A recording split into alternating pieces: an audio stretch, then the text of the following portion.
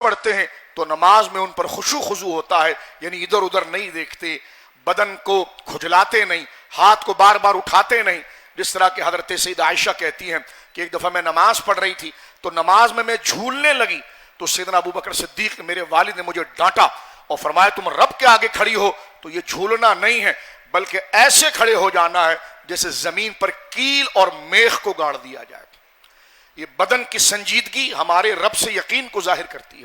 یہ بدن کی سنجیدگی رب کے ساتھ تعلق کو ظاہر کرتی ہے. اور ظاہر سی بات ہے دنیا میں بھی ہم کبھی کسی مجلس میں بیٹھے ہو اور مکمل کانسنٹریٹ اور مکمل توجہ کو مرکوز کر کے بیٹھے ہو تو اگلا کہتا ہے یار یہ مضمون اس کے دل پر بڑا اثر کر رہا ہے اس لیے ادھر ادھر غور نہیں کر رہا، آگے کی بات کو غور کر رہا ہے.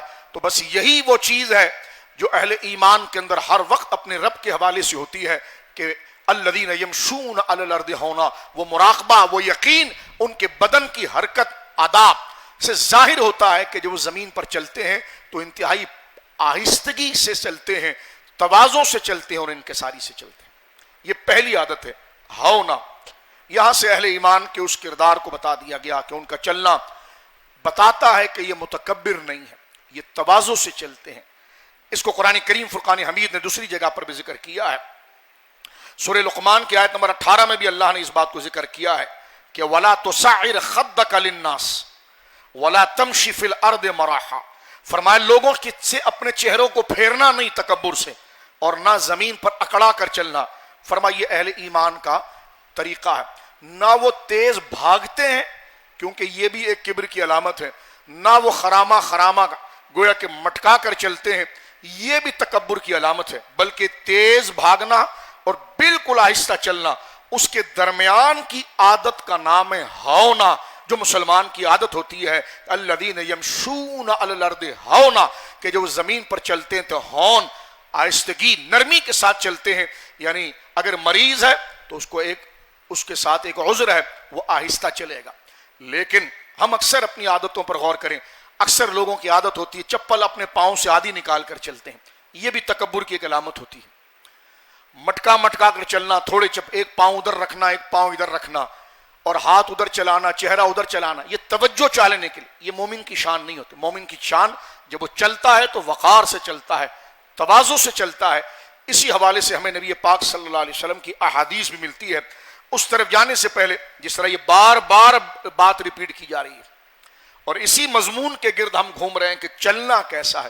یعنی اسلام وہ پیارا مذہب ہے کہ وہ چلنا، بیٹھنا، اٹھنا، یہاں تک کہ استنجا کرنا، پاکیزگی حاصل کرنا، اس تک کے احکام کو بیان کرتا ہے. اس آسمان کی چھتری کے نیچے کوئی ایسا دین نہیں ہے جو اتنی انتہا تک جا کر انسان کی تربیت کے احکام بیان کرتا ہو. یہ حضور علیہ الصلوۃ والسلام کے دین اور شریعت کا احکام ہے. کاش یہ جمعے کی گفتگو مجھے اور آپ کو اگلے جمعے تک بھی یاد رہے اور یہاں سے جوتا پہن کر جانے کے بعد بھی یاد رہے کہ پھر ہم قرآن کو کھول کر اس بات کی طرف توجہ کریں. اس لیے میں نے گزشتہ درس میں حضرت فاروق اعظم کا قول پیش کیا تھا کہ کیونکہ سلف و صالحین اولیاء جو ہیں ان کا طریقہ کیا ہوتا ہے کہ وہ جب چلتے ہیں تو تھوڑا متانت کے ساتھ تیز چلتے ہیں، دوڑتے نہیں لیکن تیز چلتے ہیں، جو وقار کو ظاہر کرتا ہے. مٹکا کے چلنا یہ تکبر کو ظاہر کرتا ہے. ہر بندہ محسوس کر رہا ہے کہ ہم ایسا چلتے ہیں اور اس وقت ہماری ذہن کی کیفیت کیا ہوتی ہے. پھر زمین کی طرف نظر رکھنا، ہاں سامنے دیکھنے کے لیے نظر اٹھائے لیکن اس کی نظر کسی حرام چیز پر نہ پڑے یا اس کی نظر کسی شوخی کو اندر سے نہ جنم دے، تو اس لیے وہ سر کو جھکاتا ہے.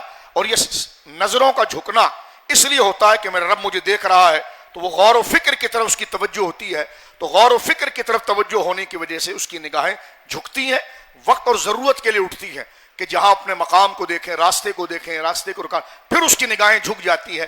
تو یہ جھکنا اس بات کی علامت ہوتا ہے کہ اس کے دماغ میں ایک منصوبہ ہے، یہ اپنے اوپر کسی حاکمیت کو سمجھ رہا ہے، اس کے دل میں کسی کا ڈر اور خوف ہے. تو فرمایا یہ اہل ایمان ہوتے ہیں کہ قرآن اور نماز تو وہ خاص اللہ کے حضور حاضر ہونے کا سبق ہے. یہ لوگوں کے درمیان بھی چلتے ہیں تو ان کے اندر یہ تواضع و وقار، اللہ کے علم کا استحضار ان کے بدن سے نظر آتا ہے. میں نے عرض کیا کہ جیسے مریض ہوتا ہے تو ظاہر سی بات ہے وہ چلے گا تو آہستہ چلے گا، تکلیف سے چلے گا. لیکن ایک ہوتا ہے تکلف سے چلنا، ہمارے وہاں ایک اردو میں جملہ کہا جاتا ہے تکلف. تکلف بناوٹ کو کہتے ہیں، یعنی جی نہیں چاہ رہا لیکن کر رہا ہے.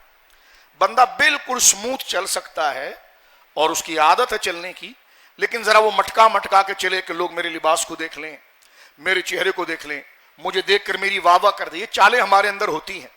تو یہ تکلفاً چلنا ہے. اور مومن تکلف کا کوئی کام نہیں کرتا، یعنی رسمی بناوٹی کام کوئی نہیں کرتا. وہی کام کرتا ہے جس پر اس کو ثواب ملتا ہے، اور اسی کام سے وہ بچتا ہے جس پر گناہ ہوتا ہے. فضول کاموں کی طرف وہ نہیں آتا. فاروق اعظم کا ایک قول میں نے گزشتہ جمعے میں بھی اپنی اور آپ کی اصلاح کے لیے پڑھا تھا کہ آپ نے دیکھا کہ ایک نوجوان مسجد کے اندر آہستہ آہستہ چل رہا ہے، آ رہا ہے. تو حضرت عمر نے اس کو بلایا، ادھر آؤ. آیا، فرمایا کوئی بیماری ہے تو آپ کے علاج کا کوئی انتظام کریں. اس نے کہا نہیں میں بالکل نارمل ہوں. تو حضرت عمر کے ہاتھ میں امر بالمعروف نہی عن المنکر کا ڈنڈا ہوتا تھا، ایک درہ ہوتا تھا، کیونکہ آپ مرشد استاذ بھی تھے اور امیر المومنین بھی تھے. تو آپ مسجد میں اعلان کرتے رہیے پانی نہ گراؤ. آج اگر درے کا انتظام ہو جائے تو پھر دیکھیں وضو خانے پہ لوگ کیسے بیٹھتے ہیں. تو یہ بھی ایک بڑا تنبیہ کا طریقہ ہوتا ہے، خصوصاً ڈھیٹ آدمی کے لیے جو ڈھیٹ سمجھتا نہیں. زمانہ طالب علمی میں آپ نے بھی اور ہم نے بھی ایک قصہ پڑھا ہوگا جو کتابوں کے اندر ہوتا ہے کہ ایک بڑا نواب اور امیر آدمی تھا. ویسے فرضی قصہ سنانے کی میری عادت نہیں ہے، نہ میں اس طرف ٹائم ضائع کرتا ہوں جب ہمارے سامنے قرآن و حدیث موجود ہو. لیکن کچھ ہمارے سامعین بھی ایسے ہوتے ہیں جو بالکل بھولے ہوتے ہیں، تو صرف ان سے اس قرآن کا لنک جوڑنے کی نہ چاہتے ہوئے ضرورت پر یہ واقعہ میں عرض کر رہا ہوں. ہم فرضی واقعہ نہیں ہے. ایک بابا تھے فرما رہے، بابا کون تھے کچھ بھی نہیں پتا. تو ایسے من گڑت بات ہم نہیں کرتے ہیں، پھر یہ ملحدوں کو موقع ملتا ہے اور پھر وہ آپ کا کلپ کاٹ کے چلاتے ہیں بھائی ایسا کیسے ہو سکتا ہے. تو یہ ڈرامہ بازیاں علماء کو نہیں کرنی چاہیے، نہ ایسے واقعات بیان. سند کے ساتھ بات کرنی چاہیے، قرآن و سنت سے بات کرنی چاہیے جس کی اصل دین کے اندر ہو بحمد اللہ تعالی. لیکن میں صرف اس بچے کے لیے، اس عام آدمی کی قرآن سے رابطہ جوڑنے کے لیے ایک بات عرض کرنا. ہم بچپن کا زمانہ اگر آپ دیکھیں تو ہم نے اپنی اردو کی کتابوں میں شاید یہ واقعہ پڑھا ہے کہ ایک امیر آدمی تھا، اس کا ایک لوتا ہی بیٹا تھا، لیکن اس پر بیماری طاری تھی. سو رہا ہے تو لمبا سو رہا ہے، کھا رہا ہے تو کھا رہا ہے. اس نے بڑے پیروں کو بلایا، مولویوں کو بلایا، کوئی دم کر دیں کوئی یہ کر دیں ہوگا. اس پر کوئی اور مرض طاری تھا، لیکن کوئی سمجھدار حاذق بندہ پہنچا. اس نے کہا جی میں اس کا علاج کر سکتا ہوں، نہ اس پر جن ہے، نہ اس پر جادو ہے، نہ اس پر نظر ہے، کچھ بھی نہیں. اس کا علاج دوسرے طریقے سے ہوگا، اور وہ یہ ہے کہ یہ بڑی مثال ہے، اس پر ہنسیے گا مت، اس پر غور کیجئے گا، یہ عادتیں ہمارے اندر ہوتی ہیں. اس نے کہا کہ جناب ایک کام کیا جائے کہ شہر کے باہر آپ اتنے امیر ہیں تو شہر کے بعد مجھے ایک گھر بنا دیں، اور گھر ایسا بنا دیں کہ اس کا بیسمنٹ بھی ہو کہ اگر میں آگ وغیرہ جلاؤں تو اس سے گھر کا فرش جو ہے اس میں ذرا تپش پیدا ہو. بادشاہ نے کہا ٹھیک ہے، بنا دیا گیا. اب کہا لکڑیاں جلائیں، جلا دیا گیا. اس نے کہا آپ سب چلے جائیں، بچے کی جان کی ذمہ داری میری، میں رہوں گا اور یہ رہے گا.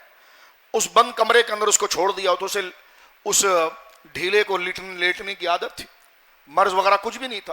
وہ لیٹ گیا کیونکہ بڑے باپ کا بیٹا لیٹ گیا. اب جب آگ کی تپش گرم ہونا شروع ہوئی اور فرش پر گرمی آئی تو خود بخود اٹھا، کیونکہ کمر جلنے لگی، پاؤں کے تلوے جلنے لگے. اب کبھی ادھر بھاگے کبھی ادھر بھاگے، اور وہ جو دانا شخص تھا اس نے باہر سے کنڈی لگا کر تالا لگا دیا تھا. جب خوب اس کی سکائی ہو گئی اور اس کے دماغ سے ساری سستی کی نحوست اتر گئی، جیسے ہمارے وہاں دیکھو ننگے سر نماز پڑھنے آتے ہیں، بال بکھرے ہوئے آئے ہوئے، دیکھو کتنے بیٹھے ہوئے بال بکھرے ہوئے بیٹھے ہوئے. کوئی ان کو آئینہ دکھائیں کہ خدا کے گھر ایسے آتا. اب میری اس بات سے ناراض ہو رہے ہوں گے کہ آپ یہ کیا بات کر رہے ہیں. اور یہاں قرآن کیا کہہ رہا ہے کہ وہ خدا کے آگے پیش کیسے ہوتے ہیں. بال بکھرے ہوئے بیٹھے ہوئے، داڑھی ادھر جا رہی ہے، پانی وہاں سے گر رہا ہو، جانوروں کی طرح ادھر آ رہے ہیں. اس پر ناراض ہوتے ہیں کہ آپ یہ کیا بات کر رہے ہیں. تو میں نے کہا یہ آپ کے ابا کا گھر نہیں، یہ خدا کا گھر ہے. وہ بات کی جائے گی جو آپ کے کام بھی آئے اور ہمارے کام بھی. یہ لہجہ میں نے اس لیے جو حضرت عمر کی سنت پر ادا کیا، کیونکہ ڈنڈا تو نہیں اٹھا سکتے، یہ بات تو کر سکتے ہیں. غور کیجیے، آپ جن کی ڈنڈا اٹھانے کی عادت ہے ان کو 10 روپے میں آپ پوری راضی کر لیتے ہیں تو سارا نظام فاسد ہے. لیکن قرآن کے ذریعے تو کہنے لگے جناب جب اس کی پوری سکائی ہو گئی تو دروازہ کھولا تو وہ تھا تو 30-32 سال کا، لیکن ایسے لگ رہا تھا جیسے 16 سال کا. نواب بڑا خوش ہوا کہ کیا علاج کیا. انہوں نے کہا میں نے اس کی صرف سستی اتاری ہے، اس کو جو تم نے ڈھیلا بنا کے گھر میں رکھ. اس لیے مومن کا کام ہے چہل قدمی کرے، اپنی باڈی کی ایکسرسائز کریں. صحابہ کرام چہل قدمی کرتے تھے. ایکسرسائز کرتے تھے. جب باڈی ایکسرسائز کرتی ہے تو دماغ فریش رہتا ہے, نماز میں دل رکھتا ہے. بس غم میں پڑے ہوئے جیسی موت آئی ہوئی ہے, جنات آ گئے شاہ صاحب. میں نے کہا کچھ چلا کرو, وزن کم کیا کرو, تھوڑا چلو, ٹانگوں کو تھوڑا کھولو, بلڈ سرکولیشن ہو. دماغ میں جب بلڈ جائے گا تو یہ جن خود بھاگ جائے گا, یہ سستی خود بھاگ جائے گی. ان تمام چیزوں کو, اور اگر یہ نہ ہو سکے تو طریقے سے اگر ہم نماز کو پڑھ لیں ہر رکن کو ادا کر کے, تو خدا کی قسم نماز عبادت کے ساتھ ساتھ بدن اور پٹھوں کی ایسی مشق ہے کہ آپ دیکھیں گے کہ نماز کے بعد آپ بالکل فریش ہو جاتے ہیں. آپ کا سٹریس چلا جاتا ہے. وہ سٹریس جادو نظر بد نہیں ہوتا. ایک بندہ میرے پاس آ گیا, مجھ پر بڑا جادو ہو گیا شاہ صاحب, تعویذ دے دیں. میں نے کہا کرتے کیا؟ کو کچھ بھی نہیں. میں نے کہا آئینے میں اپنے چہرہ مبارک دیکھیں, آپ اتنے حسین بھی نہیں کہ لوگ آپ پر فدا ہو جائیں. ایک بات ظاہری بات کر رہا ہوں, اس نخرے کو اتار رہے ہیں. آپ کے پاس ہے بھی کچھ نہیں, تو یہ تو آپ پر جادو کون کرے گا؟ تو میں نے یہ واقعہ سنایا. میں نے کہا تھوڑی ہل جل کرو تو جادو خود ہی اتر جائے گا. کوئی شام کے وقت چہل قدمی کر لو, کوئی گھوم پھر لو. کہتے جی میری آنکھیں پھڑک رہی ہیں, مجھ پر کچھ ہوا. ہم نے کہا نہیں, ڈاکٹر صاحب کے پاس جاؤ, شاید کولیسٹرول بڑھ گیا ہے یا بدن کی خشکی بڑھ گئی ہے. یہ کوئی آنکھ مانکھ پھڑکنا نہیں ہوتی. تھوڑی دوائی شروع کر دو, تھوڑی ایکسرسائز شروع کر دو, پرہیز شروع کر دو, یہ جنات بغیر تعویذ کے اتر جائے گا. تو ہر چیز تعویذ نہیں ہوتی. کچھ ہم نے نحوستیں تاریخ کی ہوئی ہے. رات کی نیندیں اڑ گئی, نیند نہیں آتی, جادو ہو گیا. میں نے کہا نہیں, لالچی دوستوں کے ساتھ تو پیٹ رہا ہے, وہ تیری ہوس کو بڑھا رہے ہیں, تیری لالچ کو بڑھا رہے ہیں, تیری بیجا امید کو بڑھا رہے ہیں, تجھے شیخ چلی بنا رہے ہیں. اب تو رات بھر اس کو سوچ رہا ہے اور تعویذ لینے کے لیے مولانا کے پاس آ گیا ہے. تو قرآن کا حکم چھوڑ سے سب سے بڑا مولانا ہے. قرآن نے کہا ہے وَإِمَّا يُنْسِيَنَّكَ الشَّيْطَانُ فَلَا تَقْعُدْ بَعْدَ الذِّكْرِ مَعَ الْقَوْمِ الظَّالِمِينَ. ایسوں کو دوست نہ بنا جن کے پاس بھیجنے بیٹھنے سے تجھے آخرت اور خدا کا بھولنا لازم آ جائے. تو جب اپنی صحبتیں درست کرے گا, تو یہ نفسیاتی علاج ہے, ہم کسی کو نومینیٹ نہیں کر رہے, یہ بات کر رہے ہیں. تو فرمایا حضرت عمر نے دیکھا کہ وہ بندہ مسجد میں آ رہا ہے, آہستہ آہستہ خرامہ چل رہا ہے. اس کو بلایا, ادھر آؤ, کوئی مریض ہو تم, پاؤں میں درد ہے, کوئی مسئلہ ہے, تو کوئی انتظام کر دیں. اس نے کہا نہیں میں نارمل ہوں. تو اس وقت علامہ ابن کثیر لکھتے ہیں حضرت عمر نے اپنا درہ اٹھایا اور فرمایا آئندہ میں تجھے مٹکا کر چلتا ہوا نہ دیکھوں. مرد ہے, انسان ہے, اللہ کا بندہ ہے, وقار سے چل اور عاجزی سے چل. آپ یہ غور کریں, میں اور آپ غور کریں کہ میں یہ کیا کہہ رہا ہوں, قرآن کیا کہہ رہا ہے مجھے اور آپ کو. جب ہم سلو چلتے ہیں تو ہماری عادت, آج بعض لوگوں کے ایڑیاں پیچھے مٹی میں رگڑی جا رہی ہے, آدھی چپل پاؤں سے باہر ہے, یہ چل رہے ہیں. یہ کون سے اخلاق؟ اسلام اس پر بھی ٹوکتا ہے کہ چلو ایسے کہ پتا چلے کس کا ماننے والا ہے, کس دستور کا فرق. فرمایا وہ یمشون علی الارض ہونا, ہون آہستگی کے ساتھ چلتے ہیں, تواضع کے ساتھ چلتے ہیں. یہاں سے یہ بات ہمارے سامنے واضح ہوئی. کیونکہ وقت مختصر ہے, میں حدیث پاک عرض کرتا ہوں کہ حضور سید عالم کا طریقہ مبارک کیا تھا, جو ہمارے اندر وہ نورانیت کو بھر دیتا ہے اور عمل کی طرف. یہ جامع ترمذی شریف میرے سامنے ہے, حدیث نمبر 3637, حضرت سرکار شیر خدا رضی اللہ عنہ کے راوی ہیں. تو امام ترمذی کہتے ہیں نافع ابن جبیر مطعم ان علی رضی اللہ عنہ قال لم يكن النبي بالطويل ولا بالقصير شثنا علی باتافا شثن الکفین والقدمین ضخم الرأس وضخم الکرادیس طویل المسربت اذا مشا تکفا تکفیا کانما ینحط من سبب لم ارا قبلہ ولا بعدہ ولا مثلہ. فرمایا کہ لم ارا قبلہ ولا بعدہ مثلہ. کیا مطلب ہے اس کا؟ مولا علی کہتے ہیں کہ نبی پاک صلی اللہ علیہ وسلم نہ لمبے قد کے تھے اور نہ بالکل پست قد کے تھے. سرکار کا قد مبارک جو تھا وہ درمیانہ تھا. آگے کہتے ہیں شسن الکفین والقدمین, حضور کے ہاتھ میں گوشت بھرا ہوا تھا, یعنی ہتھیلیاں پتلی نہیں تھی. سبحان اللہ. فرمایا حضور کی ہتھیلیاں جو تھی وہ گوشت والی تھی, پاؤں گوشت والا تھا. ایک حدیث میں صحابہ کہتے ہیں سرکار کے پاؤں مبارک ایسے تھے کہ پانی ڈالتے وضو کے لیے تو جمتا نہیں, بہ جاتا تھا. یعنی ایسے مبارک پاؤں جناب سید عالم صلی اللہ علیہ وسلم کے تھے. اور صحابہ کرام نے اپنی ایک ایک گہرے مراقبے سے سرکار کے عمل مبارکہ کو لیا, حضور کی اداؤں کے. فرمایا نہ سرکار بالکل لمبے کہ جس سے بندہ بیزار ہو جائے, اور نہ بالکل پست جس سے بیزار ہو جائے. فرمایا کہ نہ حضور جو لم یکن نبی بالطویل ولا بقصیر, بخاری کی کئی حدیث اس میں موجود ہے, نہ بالکل لمبے نہ بالکل پست, درمیانہ قد تھا. شأن الکفین والقدمین, سرکار کی ہاتھ کی ہتھیلی شریف اور قدمین کا تلوا हुजूर का गोश्त से भरा हुआ था, दहमर रास, सर भी गोश्त वाला और बड़ा था।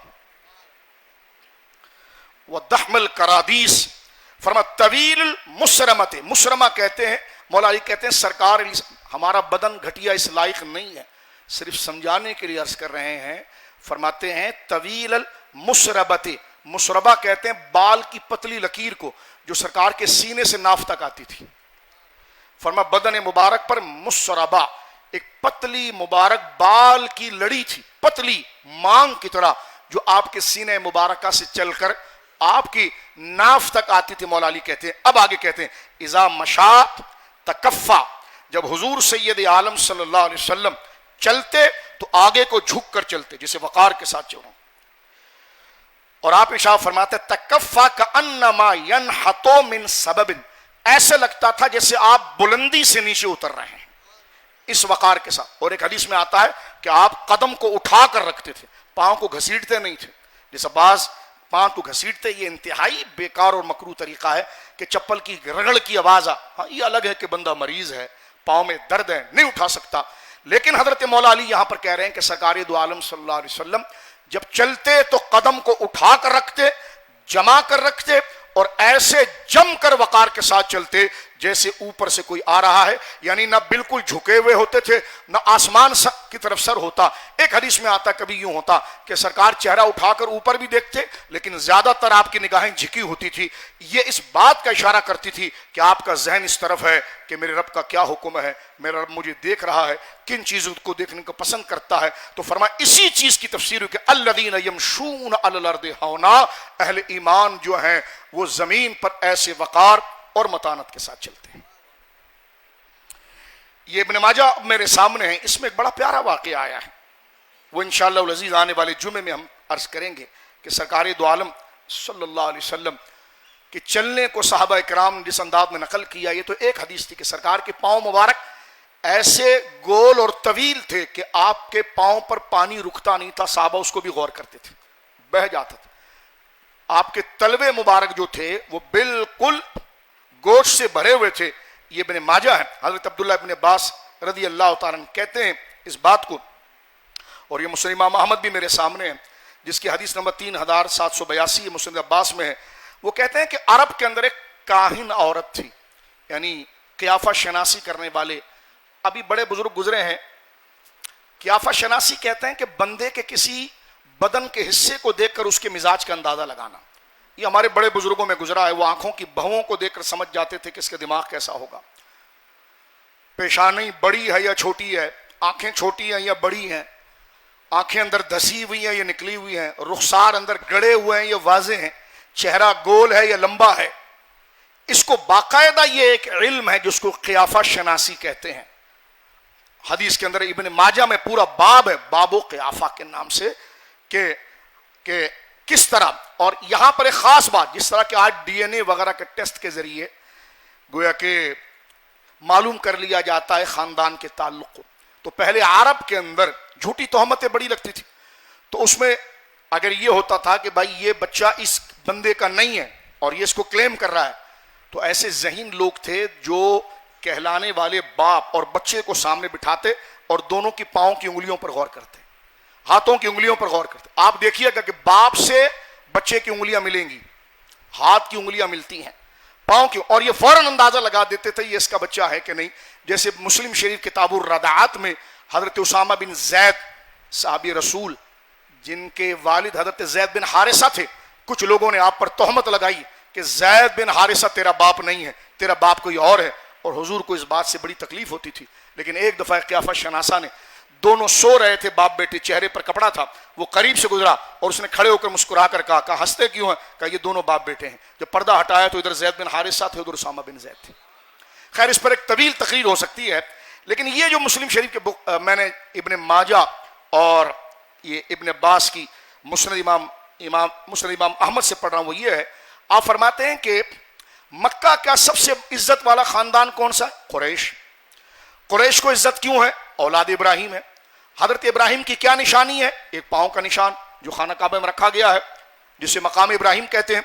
अब ये बात अगर आपने जागते हुए समझ ली है तो वक्त मुख्तसर में आगे चलना चाहता हूं। हजरत अब्दुल्लाह इब्न अब्बास कहते हैं कि कुरैश के कुछ लोग جب سرکار دو عالم کی عمر 20 سال یا 18 سال تھی، سرکار کو لے کر گئے اور ایک عورت بڑی بوڑھی تھی اور بہت ذہین تھی اس معاملے. اس نے کہا ذرا آپ بتاؤ یہ جو سامنے مقام ابراہیم ہے نا، کہنے لگے ہاں. فرما شبہن بصاحب ھذا المقام، بتاؤ یہ جو پاؤں کے نشان ہیں حضرت ابراہیم کے، ایسے پاؤں کے نشان کس کے ہیں اور کون کی اولاد ہو سکتا، بتا سکتے ہو؟ تو اس عورت نے کہا ان انتم جررتم کسا علی ھذہ الصالہ. اس نے کہا ٹھیک ہے، یہ مٹی کے اوپر تم اپنی چادر کو بچھاؤ. ان کا ہم نے چادر کو بچھایا. چاروں کو کہا کہ ایک کھڑا ہو جائے چلا جائے، دو کھڑے ہو جائیں چلے جائیں. پھر حضور آئے چلے گئے. پھر جب وہ فجروا ثم مشى الناس علیہ فابصرت اثر محمد صلی اللہ علیہ وسلم فقالت ھذا اقربهم شبہا. جب وہ بندہ گیا تو سرکار اس عورت نے کہا کپڑا ہٹاؤ تو نیچے پاؤں کے نشان ہے. اس نے کہا نہیں. پھر زمین کو صاف کر دیا گیا، مٹی کو، چادر بچھا دی گئی. دوسرے بندے کو کہا کہ اس چادر پر پاؤں رکھ کر آگے جاؤ. آگے گئی تاکہ وہ چادر اس لیے لگائی تھی تاکہ مٹی کے نیچے جو پاؤں کے نشان ہیں وہ جم جائیں. پھر چادر ہٹائی تو کہا تو بھی نہیں. جب سرکار دو عالم صلی اللہ علیہ وسلم نے پاؤں رکھ کر آگے گئے تو اس عورت چیخ پڑی، کہا یہ وہ پاؤں ہے جو ابراہیم کی طرح ہے، یہ وہ پاؤں ہے جو ابراہیم کی طرح ہے. اب حضرت عبداللہ ابن عباس کہتے فَمَكَثُوا ذَلِكَ 20 سَنَةً او قریبا من 20 سنہ وما شاء اللہ ثم بعث صلی اللہ علیہ وسلم. کہا یہ واقعہ کب ہوا؟ تو وہ کہتے ہیں ہاں یہ واقعہ جب ہوا تھا کہ اس کے 20 سال کے بعد حضور نے اعلان نبوت کیا. تو مطلب یہ تھا کہ حضور کی عمر شریف اس وقت 20 سال تھی. بات کو ختم کرتے ہیں اس حدیث پر کہ اور اس کی تشریح انشاءاللہ آنے والے جمعے کریں گے. اس میں یہ ہے کہ الذین یمشون علی الارض ہونا واذا خاطبهم الجاہلون قالوا السلام. ہونا کا معنی یہ ہے کہ ان میں عاجزی ہوتی ہے، انکساری ہوتی ہے، تکبر نہیں کرتے. لیکن تکبر کی ایک علامت میں جہاں مٹکا کر چلنا ہے، گریبان کھولنا ہے، جس کی بھی وضاحت لمبی ہو چکی ہے، اس میں تکبر کا ایک طریقہ یہ بھی ہوتا ہے کہ ہر بندہ یہ بھی چاہتا ہے کہ جب میں آؤں تو لوگ میری عزت کے لیے کھڑے ہو جائیں، میری واہ واہ کریں. یہ تکبر کی بڑی بدترین مثال ہے. اس کو جامع ترمذی شریف میں پڑھ رہا ہوں، اس حدیث کو یہیں پڑھ کے چھوڑتے ہیں. اور یہ بڑی معنی خیز تفصیل طلب تشریح طلب بات ہے. زندگی رہی تو انشاءاللہ آنے والے جمعے کو پڑھیں گے، ورنہ ہماری زندگی نہ رہی تو اللہ ایمان پر اور اسی بات پر یقین پر ہمیں اپنی آخرت کی طرف لوٹنے کی توفیق دے. جامع ترمذی شریف کی حدیث ہے. یہ جامع ترمذی کا باب ہے، باب الآداب، اور حدیث نمبر ہے 2755. اس میں ایک واقعہ ہے. ابھی مجلس کہتے ہیں کہ خرج معاویہ، حضرت معاویہ رضی اللہ عنہ اپنے کمرے سے یا کسی حجرے سے باہر نکلے. جامع ترمذی کی حدیث. فقام عبداللہ ابن زبیر، حضرت عبداللہ ابن زبیر نے جب ان کو آتا ہوا دیکھا تو کھڑے ہو گئے کہ آپ آ رہے ہیں. وہ ابن صفوان، اور حضرت صفوان بھی ان کے لیے کھڑے ہو گئے. اور حضرت عبداللہ ابن زبیر رضی اللہ تعالیٰ جو ہے وہ صحابی ہیں، کھڑے ہو گئے احترام کے ساتھ. تو جب وہ دونوں کھڑے ہوئے، ہی نہ رہا ہو، حضرت معاویہ نے دیکھ لیا کہ میں کمرے سے نکلا یہ دونوں کھڑے ہو گئے، تو فرما اجلسا، بیٹھ جاؤ، کیوں کھڑے ہوئے تم؟ فرما سمعت رسول اللہ صلی اللہ علیہ وسلم، میں نے حضور کو یہ فرماتے ہوئے سنا، من سرہ ان یتمثل لہ الرجال قیاما فلیتبوأ مقعدہ من النار. جو بندہ اس بات کو پسند کرے کہ میرے آنے پر لوگ میری عزت کے لیے کھڑے ہو جائے، فرمایا جو اس بات کو پسند کرے کہ میرے استقبال کے لیے لوگ کھڑے ہو جائیں، فرمایا اس نے اپنا ٹھکانہ جہنم میں بنا لیا. ہاں اگر اس کا یہ ارادہ نہیں ہے، لوگ ایسے کھڑے ہو گئے ہیں، تو کھڑے ہونے والا شخص کسی دیندار کی وجہ سے عزت برکت پا لے گا. لیکن خطرے میں وہ ہے جو آ رہا ہے.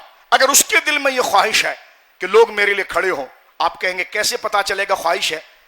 تو یہ خواہش ایسی ہے کہ اگر کوئی کھڑا نہ ہو تو وہ ناراض ہو، کہ دیکھو یہ کھڑے نہیں ہو میرے لیے، تو یہ تکبر کی علامت ہے. تو حضرت معاویہ نے فرمایا کہ میں نے رسول کریم صلی اللہ علیہ وسلم سے سنا، من سرہ ویتمثل لہ الرجال قیاما، جو بندہ اس بات کو پسند کرتا ہے کہ جب میں آؤں اور لوگ میرے استقبال کے لیے کھڑے ہو جائیں، فلیتبوأ مقعدہ من النار، تو وہ شخص اپنا ٹھکانہ جہنم میں بناتا ہے. کیونکہ مومن وہ ہے الذین یمشون علی الارض ہونا. اسی آیت کی تشریح چل رہی ہے. بعض اوقات یوں ہوتا ہے جیسے بندہ بیٹھا ہو تو چار مرید ہاتھ باندھے کھڑے ہوتے ہیں، کیوں کھڑے ہو بھائی، بیٹھ جاؤ. یہ انداز بھی حضور کو پسند نہیں تھا، بلکہ حدیث میں پڑھتے ہیں تو بندہ روتا ہے. حضرت عائشہ کہتی ہیں حضور ایسے تھے کہ بازار میں سڑک پر اکیلے جاتے تھے، ہٹو بھائی ہٹو بھائی ہٹو بھائی. یہ حضور کو پسند نہیں تھا. اب بخاری پڑھ کر دیکھیں، کاش ہم ایسے ہو جائیں. یہاں تک کہ حضور کا، اگر حضور علیہ السلام اونٹنی پر بیٹھے ہیں, اللہ یہ عادت ہمیں دے, اونٹنی پر بیٹھے ہیں اور آپ کے ہاتھ کی چھڑی گر گئی تو صحابی کو نہیں کہا ادھر لے آؤ چھڑی, حضور خود اترتے تھے اور اٹھاتے تھے.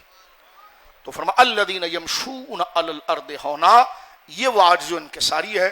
اور یہ بات تفصیل طلب ہے کہ وہ چلتے ہیں بڑی نرمی و تواضع کے ساتھ.